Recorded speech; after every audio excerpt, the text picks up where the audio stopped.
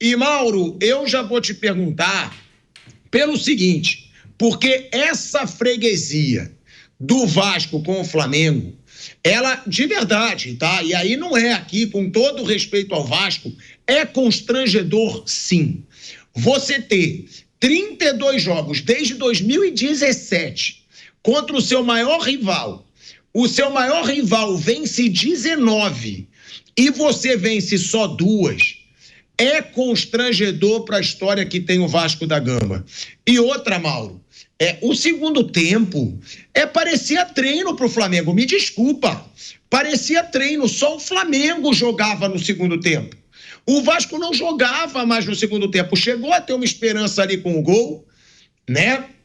O gol do Nuno, do português. Agora, depois disso, só o Flamengo jogou, só o Flamengo teve posse de bola, Flamengo fez o 2-1, e aí para mim é muito assim, pequeno, e aí de verdade dizendo, querer culpar só o impedimento que não foi marcado, porque o impedimento é duvidoso. Não dá para dizer que houve ou não impedimento. Aí estão questionando que agora aumentou a grossura da linha. A grossura da linha aumentou propositalmente, para que tenha mais o gol do que o gol anulado. E aí eu acho que fica muito assim, subjetivo para o torcedor vascaíno. Ele pode reclamar se ele achou impedimento. Eu achei o lance duvidoso. Agora ele tem que questionar essa fase atual do Vasco também, gente.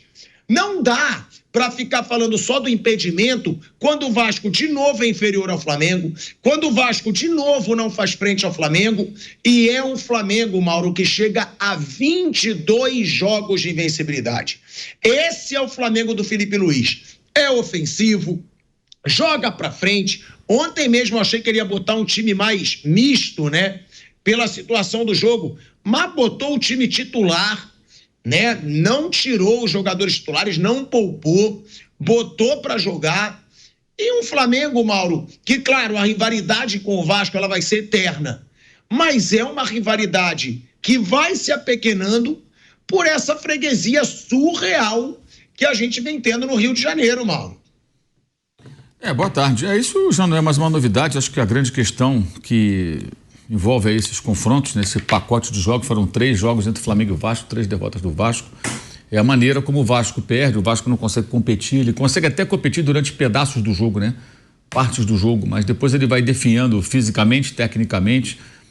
Ontem o Carille tentou uma formação ofensiva, mas com jogadores que não têm intensidade para fazer uma marcação alta, então não funcionou a contento. O gol do Vasco foi uma das raríssimas finalizações, até num lance de muita sorte e também erro do Flamengo, claro, né? A bola se ofereceu para 2 jogadores, um furou e o outro segundo, o Nuno fez o gol, mas foi um lance totalmente casual, assim, uma bola jogada na área de uma falta que não existiu, diga-se de passagem, na cara do Bandeirinha, não houve falta nenhuma, o Ryan se jogou na disputa com o Léo Pereira e o Bandeira levantou lá o seu instrumento de trabalho, o árbitro deu a tal da falta. E aí reduzir isso, a discussão do impedimento, de fato duvidoso, ora parece que sim, mas não dá para ter muita certeza. Tem a história da linha mais grossa, que foi uma decisão da federação comunicada no começo do campeonato, mas digamos que o gol tenha sido impedimento. Sinceramente, alguém acha que se aquele gol fosse invalidado, que o Vasco faria um segundo gol e eliminaria o Flamengo? Não tinha o menor sinal de que isso fosse acontecer, mas o menor sinal. E aí você percebe também alguns erros do técnico Fábio Carille, por exemplo, assistindo o Verratti. O Verratti é um finalizador, é um jogador que a bola chegando para ele, especialmente na jogada aérea, ele é muito perigoso. Mas ele não conseguia onde dominar a bola não chegava nele, ele caiu sozinho, não consegue fazer pressão. Aí você tem o Felipe Coutinho, que a gente falou aqui, pelo seu histórico de lesões, seria uma contratação com muita chance de não dar certo, ou de não corresponder à expectativa do torcedor. Fez 2 gols do Nova Iguaçu, um de pênalti, um outro muito bonito, mas ontem ele sai de novo sentindo alguma coisa durante o jogo, e baixíssima intensidade, não tem condição física para jogar com a intensidade necessária num jogo como esse, especialmente. Então, assim, naturalmente o Vasco acabou perdendo o jogo. O segundo gol do Flamengo, ele começa uma jogada com o Plata, ele chuta, o goleiro Léo Jardim defende, a bola vem para o Piton dá um chute para o alto, que é aquela coisa assim, tô de saco cheio, dá um bico para o alto. Ele não tenta dominar, ele não tenta colocar a bola para longe, não, ele chuta para o alto. Tipo, dane-se, né? E a bola vai para o alto, cai de novo, ele Gerson, Luiz Araújo, no meio de 3 jogadores, ninguém encosta, ninguém faz uma falta, ninguém tenta dificultar a finalização. O Luiz Araújo arruma uma brecha, chuta e faz o segundo gol. Então a diferença é muito grande também de postura, o condicionamento físico do Vasco é ruim, as escolhas ontem não foram boas. por mais bizarro que possa parecer, era um jogo para tirar o Verratti, tirar o Coutinho, que saiu lesionado, e colocar jogadores que tivessem mais intensidade. Enfim, é muito desolador, né? Porque não é só uma questão da disparidade financeira entre os clubes, é também do Vasco não conseguir montar uma equipe com os seus recursos que consiga competir mais. E o Vasco não tem esse time. Não tem esse time. Então, uma vitória assim que é conseguida num ritmo muito, muito tranquilo para o adversário, no caso para o Flamengo. Muito, muito tranquilo. O Flamengo, no segundo tempo, até administrou. E, enfim, ficar se agarrando a essa questão do possível impedimento, sinceramente, é o que de pior pode acontecer para o Vasco. Porque é tentar tapar o sol com a peneira, é não encarar a realidade e não perceber que realmente o cenário é muito preocupante, porque vem um Campeonato Brasileiro, o Vasco vai jogar agora dia 30 contra o Santos, então vai ter um período aí de descanso, recuperação, treinamentos, mas no momento não aponta nenhuma direção positiva, né? Ainda tem lá um atacante lá, um angolano, o Lloyd lá, que onde surgiu o jogador, gente?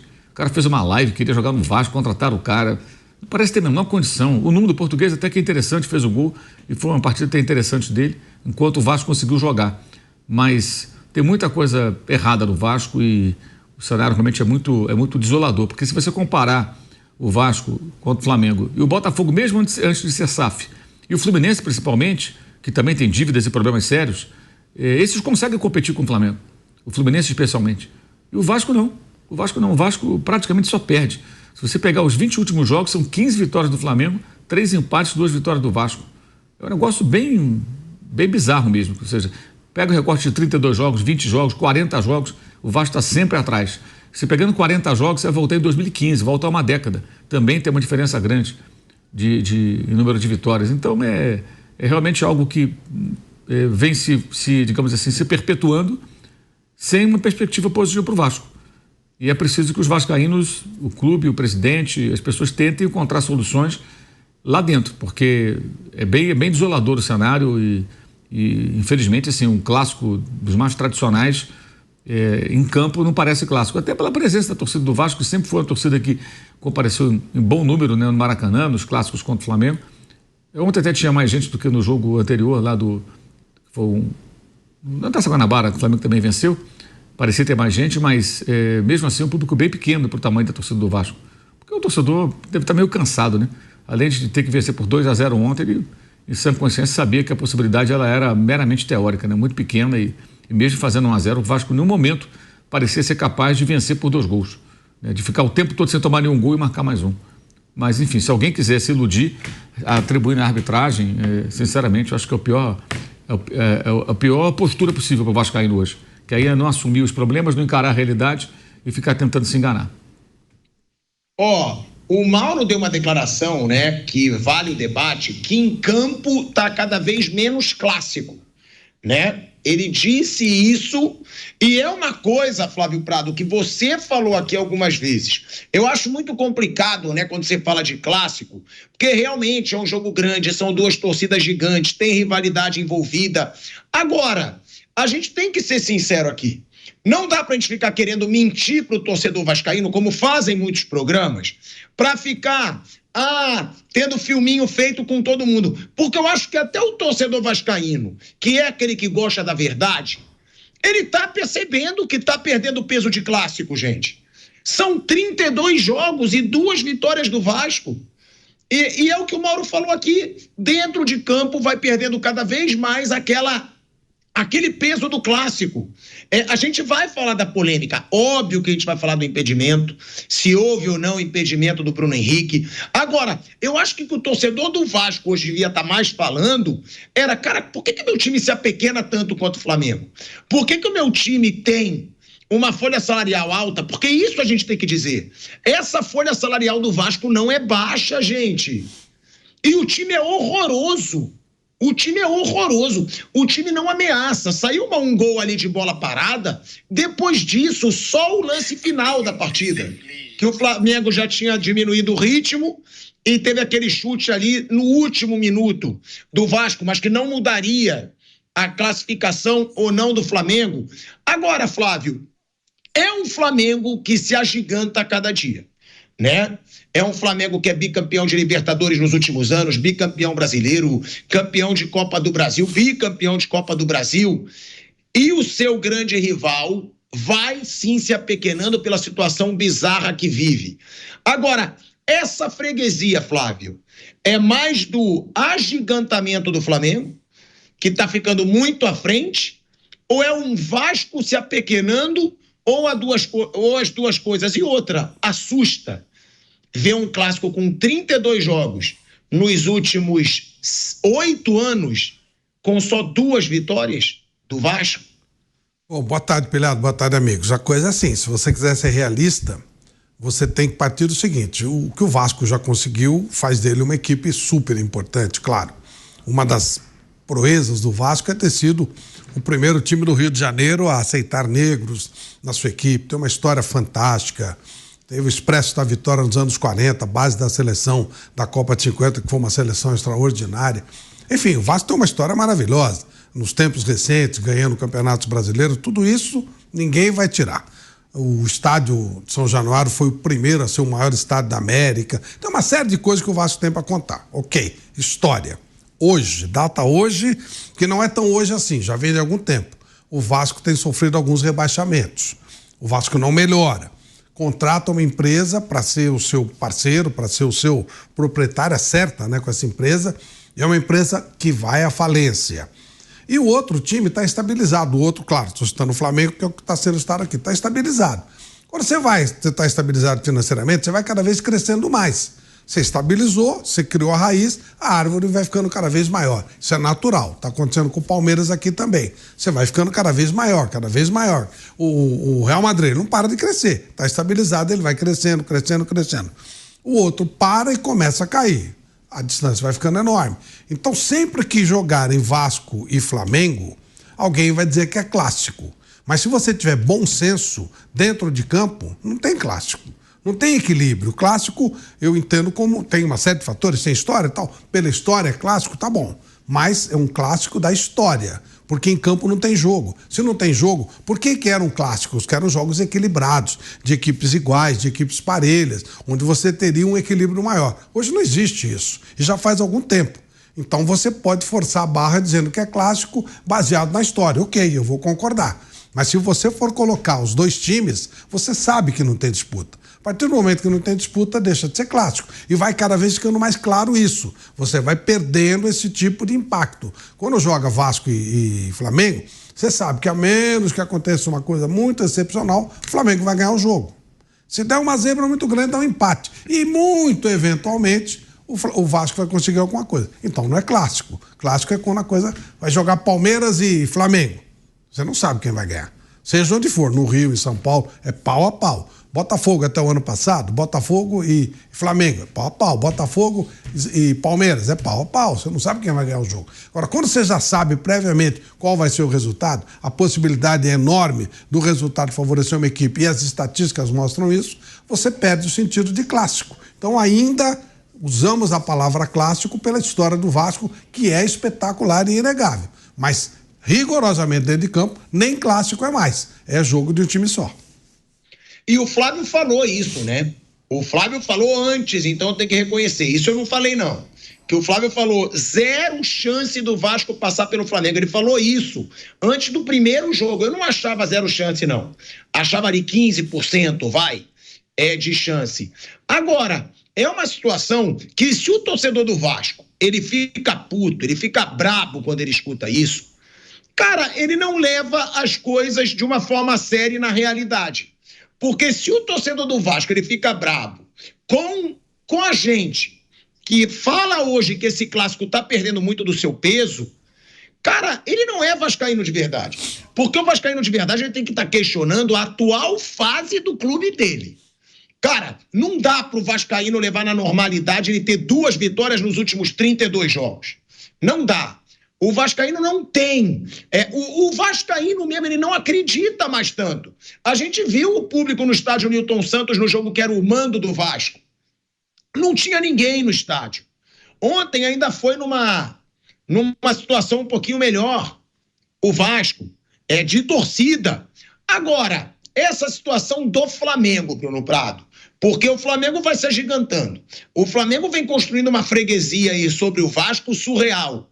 Agora, falando dos 2 grandes personagens, Primeiro, o Bruno Henrique, né, que o Mauro fez questão de dizer aqui no último domingo que já é o maior nome dessa geração do Flamengo, e eu carimbo embaixo. Eu concordo.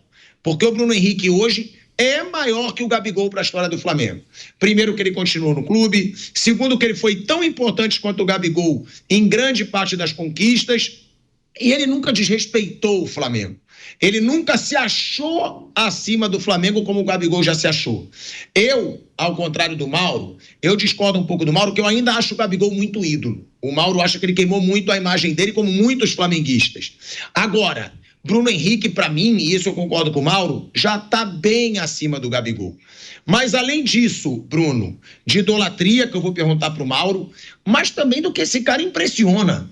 33 anos. E está sendo protagonista ainda desse time do Flamengo, porque ele está no melhor elenco do Brasil. E ele ainda é o protagonista com 33 anos. Chegou a 100 gols ontem com a camisa do Flamengo, 10 gols contra o Vasco.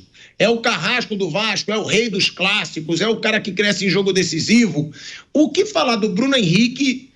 E, Bruno, ser repetitivo, mas tem que ser, do Felipe Luiz. O Flamengo do Felipe Luiz não perde. O Flamengo do Felipe Luiz segue sem perder. São 22 jogos de invencibilidade e essa freguesia aumentando aí com relação ao Vasco. São dois grandes personagens, né, Bruno?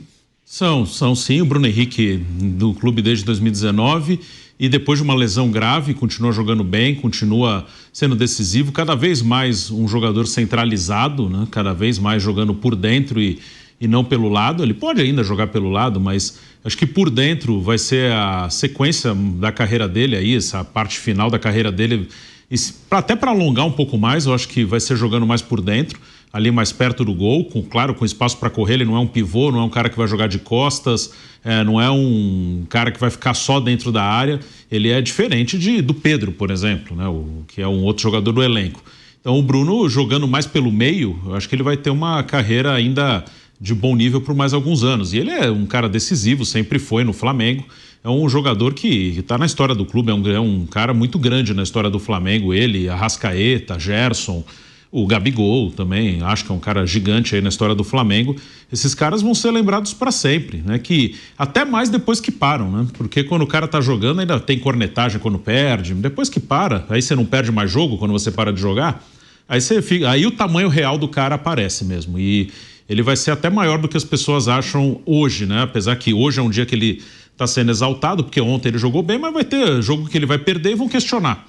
Depois que ele parar, não tem mais questionamento. Então aí o tamanho real vai ser colocado. E sobre o Felipe, assim, o Felipe é muito bom, é um cara muito bom, é o que eu falo sempre aqui. Tudo depende de como a diretoria vai encarar as derrotas, porque as derrotas vão aparecer. E se a diretoria vai deixar o Felipe e o José Botto priorizarem competições como eles dizem que querem priorizar. Que vamos ver se a diretoria vai permitir isso. E a diretoria que eu digo é a presidência. Que eu não estou colocando em dúvida, é uma coisa que eu não sei. Não estou falando que não vão deixar. Estou falando que não sei. A anterior não deixava. A anterior não deixava priorizar. Principalmente, assim, deixar uma Copa do Brasil como terceiro plano. A anterior não deixava fazer isso. A atual eu não sei. Aí a gente vai ver quando afunilar o calendário. O sucesso do Felipe depende muito desses dois fatores. Não depende da qualidade dele, que da qualidade dele eu não tenho dúvida, não. Depende muito de como a diretoria vai agir quando ele perder e se vão deixar ele e o Botto tocarem o futebol do jeito deles. Tem um confronto com o Palmeiras na Copa do Brasil, eu vou meter time reserva e ninguém vai interferir. Se deixarem, vai dar muito certo. Vai seguir em frente e vai dar muito certo. Porque ele é um treinador de muita qualidade, sim. E o do Vasco, eu queria falar uma coisa, assim, é só uma pequena retrospectiva. E não vou alongar muito, não. O Vasco cai pela primeira vez em 2008. Depois ele cai em 2013, cai em 2015, cai em 2020. Em 2021 joga a Série B e não sobe. O Vasco, ele teve o último grande time do Vasco, o time grandão mesmo do Vasco, foi o do ano 2000. Campeão da Copa João Avelange e campeão da Copa Mercosul. Com Romário, Juninho Paulista, Juninho Pernambucano, Euler. Para mim, aquele foi o último time grande mesmo do Vasco, time forte de verdade. Aquele time jogou a Libertadores 2001. Depois, o Vasco só voltou a uma Libertadores em 2012, com um time que eu considero o único bom time do Vasco depois desse aí do Romário e do Juninhos.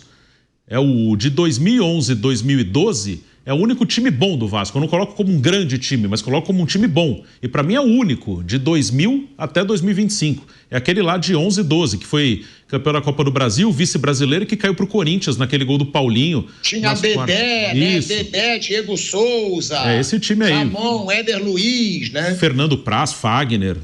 Era esse time, o Juninho já veterano, o Felipe já veterano.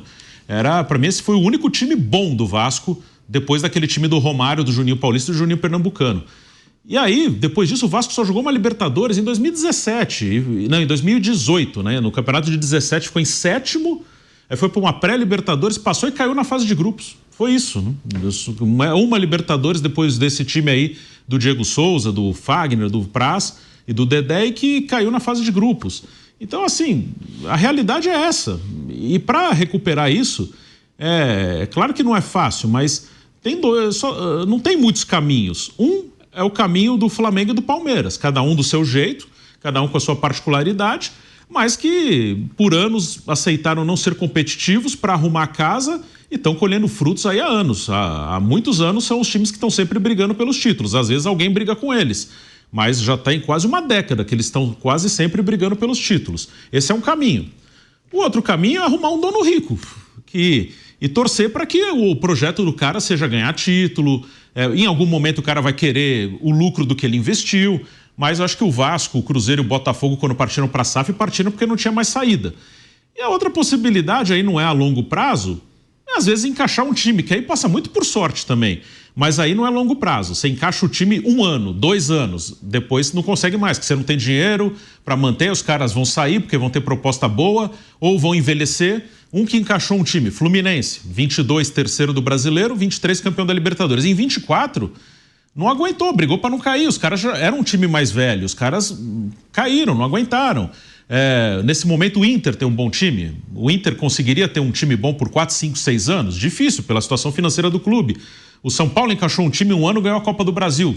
Teve sequência? Não, porque não tem essa estabilidade financeira que o Flamengo e o Palmeiras têm. Então você pode encaixar um time 1 ano, mas vai durar 1, 2 anos no máximo. Como o Vasco encaixou um time esse que eu citei, de 2011 e 2012. Aquilo lá foi mais um time que encaixou. Durou 1 ano e meio e acabou o time porque não tem estabilidade financeira para manter os jogadores.